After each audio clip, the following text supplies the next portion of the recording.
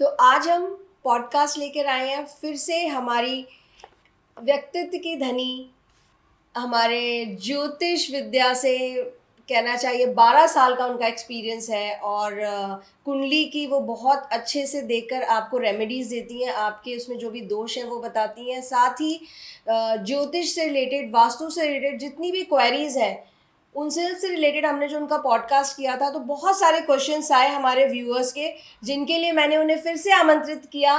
तो स्वाति जी, आपसे जब हमने पिछला पॉडकास्ट किया था तो बहुत सारे क्वेश्चंस मेरे पास फिर से आए हैं, जिनको पूछने के लिए मैंने सोचा चलिए आप बुलाते हैं। थैंक यू सो मच, आप फिर से मेरे पॉडकास्ट में आई।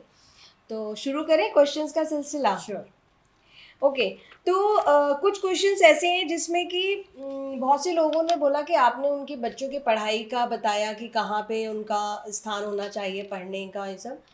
तो उनका सवाल ये था कि अगर बच्चों से बहुत ज़्यादा कॉन्फ्लिक्ट्स है, जो कि एज गैप की वजह से भी है, जनरेशन गैप की वजह से भी, उससे रिलेटेड कुछ क्वेरीज आपको वो करने के लिए रेमेडीज बता सकती हैं क्या? आपको क्या करना है कि आपको बच्चों का कुंडली देखना भी उतना ही ज़रूरी है जितना वास्तु देखना ज़रूरी है। कुंडली में उनकी ग्रहों की स्थिति का देखना ज़रूरी है कि बच्चे ऐसे क्यों बिहेव कर रहे हैं, और अकॉर्डिंगली रेमेडीज आपको दिए जा सकते हैं। दूसरा है कि वास्तु में आपको वेस्ट साउथ वेस्ट का जो जोन है उसमें चेंजेस करने पड़ेंगे। तो जैसे मैं विजिट करती हूँ तो उस हिसाब से मैं बता देती हूँ। तो आपने जिन्होंने ये सवाल किया था, तो आप कॉल करिए नीचे दिए गए नंबर पे और स्वाति जी से अपॉइंटमेंट बुक करिए और जानिए कि क्या ठीक कर सकते हैं आप अपने घर में, और आपके घर में सुख शांति रहेगी।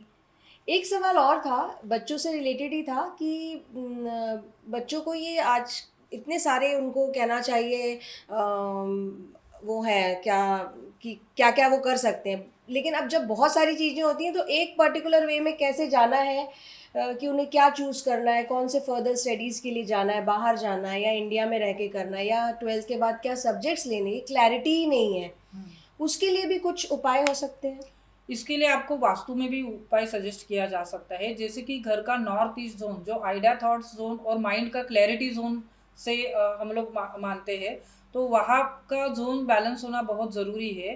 तो वहाँ पे क्लीनलीनेस होना, वहाँ की जगह वहाँ की जगह पे मंदिर का होना बहुत ज़रूरी है। और मंदिर में भी कोई रेड कलर येलो कलर नहीं यूज़ होना चाहिए। जो कपड़ा मंदिर में यूज़ होगा वो भी any colour in blue shade will be compatible. Okay, तो इससे बच्चों के थॉट्स में बहुत क्लैरिटी आएगी बहुत फ़र्क और आएगा। वो सही सब्जेक्ट चुन सकते हैं। फिर एक और एक है कि जो बच्चे हैं, उनको ये नहीं पता, उनको बहुत ज़्यादा कन्फ्यूजन ये भी होता है कि जॉब में किस में जाना है, मतलब कि भाई उनको कौन सा जॉब उनके लिए सही रहेगा, सब पढ़ लिया सब कर लिया।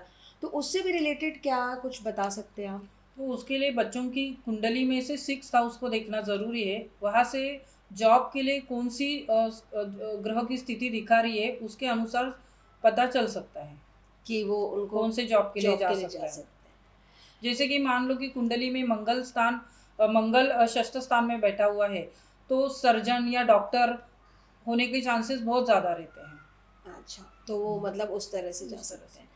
और मैंने तो खुद शेयर्स ट्रेडिंग की हुई है और काफ़ी लोगों ने करा है कि क्या आप शेयर ट्रेडिंग वालों के लिए भी कुछ उपाय या कुछ रेमेडीज़ की वो ऐसा क्या करें जिससे वो सही शेयर्स का चुनाव करें, सही पोर्टफोलियो बनाएं?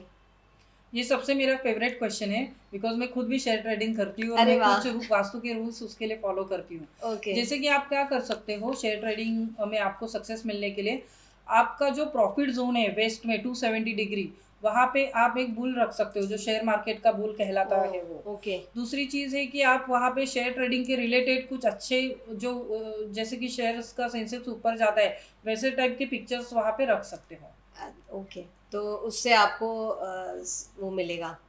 जी। तो देख लीजिए, जिन्होंने ये सवाल किया था, तो आप ये जो इन्होंने रेमेडीज़ बताई हैं वो करिए, और ज़्यादा जानने के लिए आप स्वाति जी को नीचे दिए गए नंबर पे कांटेक्ट करके अपॉइंटमेंट भी बुक कर सकते हैं।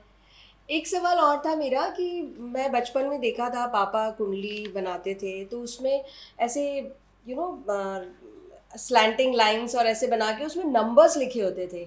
वो क्या सिंबल करते हैं वो मैं नंबर? क्लैरिफाई करती हूँ क्योंकि बहुत सारे लोगों का मिसअंडरस्टैंडिंग है कि वो जो नंबर है वो उनको समझ में नहीं आता। उनको वो लगता है कि मेरी कुंडली का ये स्थान है। तो सबसे पहली बात कि नंबर जो लिखा हुआ रहता है कुंडली के स्ट्रक्चर में, वो उस पर्टिकुलर स्थान की राशि होती है। जैसे कि मान लो कि नंबर 1 लिखा हुआ है तो वो मेष राशि है, नंबर 2 लिखा है तो वो टॉरस है। तो इस तरीके से अच्छा। हाँ, तो मैंने ये भी देखा है कि सबकी कुंडली में उस जगह पे अलग अलग अलग अलग नंबर्स होते नंबर हैं। होते हैं, बिल्कुल।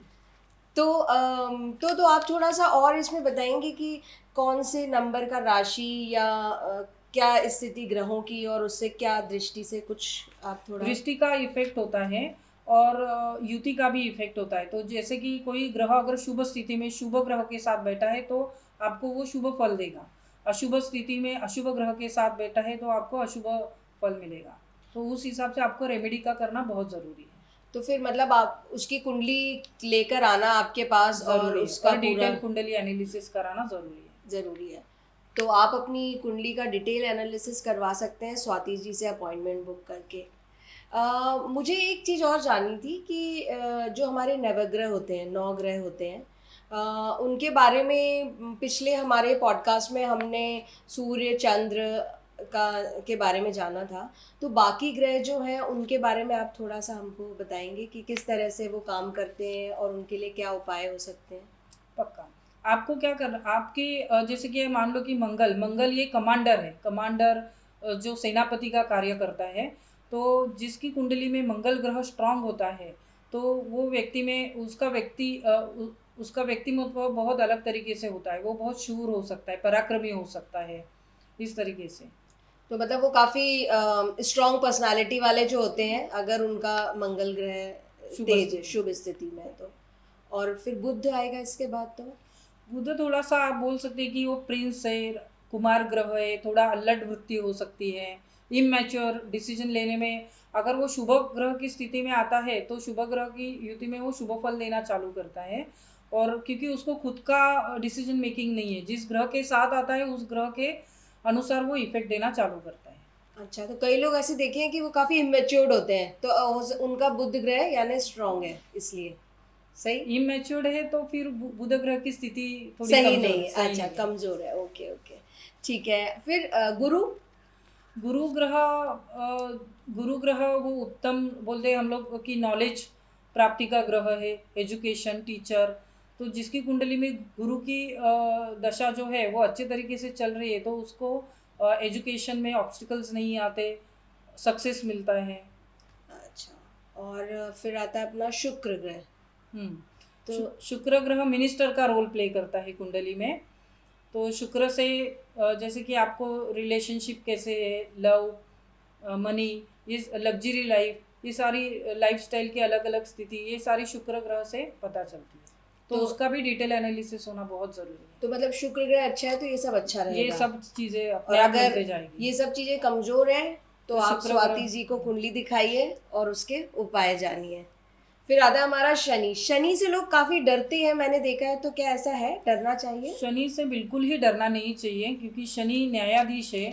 किसी के साथ इनजस्टिस तो पक्का नहीं होगा। अगर किसी व्यक्ति में अहंकार, गर्व से भरी हुई व्यक्ति है तो उनको शनि का एडवर्स इफेक्ट आना चालू होता है। अगर व्यक्ति डाउन टू अर्थ है, दूसरों के लिए हेल्पफुल है तो शनि कभी नाराज़ नहीं होगी। तो आपको शनि से डरने की ज़रूरत नहीं है।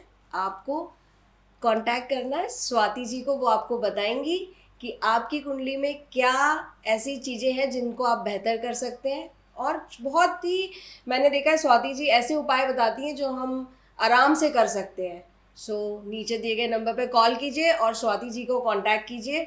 और आपको हमारा पॉडकास्ट कैसा लगा? क्या आप स्वाति जी को हमारे पॉडकास्ट में फिर से बुलाना चाहते हैं? तो आपके क्वेश्चंस हमारे को भेजते रहिए और हम स्वाति जी से आपकी बात करवाते रहेंगे। Thank you Swati ji. Thank you so much.